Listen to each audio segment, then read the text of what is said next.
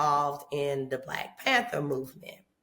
And while my mother sent us to church, I really think she kind of needed some quiet time. We didn't have like a Bible sitting, on the coffee table. There was no picture of Martin Luther King in my mom's house. My mom was a librarian. She was over the library at Fort Valley State. And once she found that I loved history and I was inquisitive, my mother bought a projector home. And I think I was like 6. And I learned about Malcolm X first before I knew anything about Martin, you see. And so I saw my mother strategize. I saw my father strategize. I was always told to walk in Black excellence. I was always told to not put my head down. I was always told that even the most racist white person respects a Black person that speaks up and stands up for themselves. And I have found that to be true ever since my mother and my father told me that. And so I feel that I had no choice because that's all I knew. That's all I saw in my little world.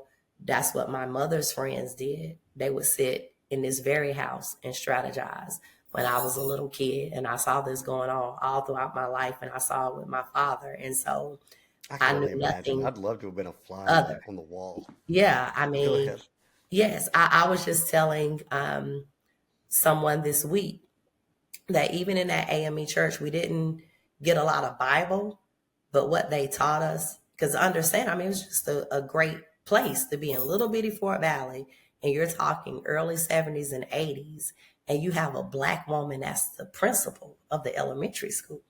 You have a Black woman that's the principal of the 4th grade. And I happen to live in the same neighborhood with them. The president of Fort Valley State was like 2 streets over. At that time, Fort Valley State had a house for their president in our subdivision. And so, that's all I knew. And this is what you did. And I just felt fortunate enough for my parents to be in a position where they were able to go to Fort Valley State. Neither of my grandparents knew how to read or write. Both of my parents were born in 1941. They graduated Fort Valley State in 1963. They signed the Civil Rights Bill in 1964. And my mom and my dad and their friends was like, what? We can drink out the water fountain. We got to do this shit. Like, we not playing. Yeah. And so that's all I know. Yeah. And that's how my friends are, like my close circle. And so, we say like, what is it? Power together. It have to be in you, not on you.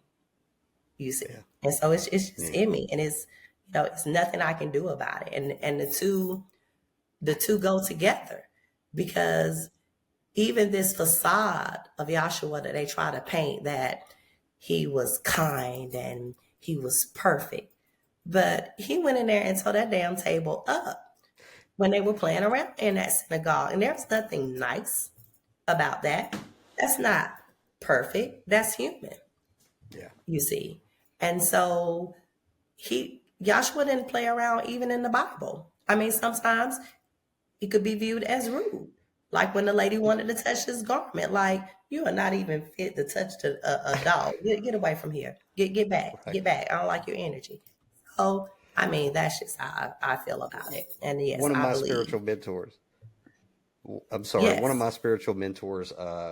One of your who? He said, one of my spiritual mentors in regard to Yeshua, he goes, look, this guy was not butter wouldn't melt in your mouth. He'd have thousands of people listening to him on Saturday, and then he was back down to 12 on Sunday because he said something offensive.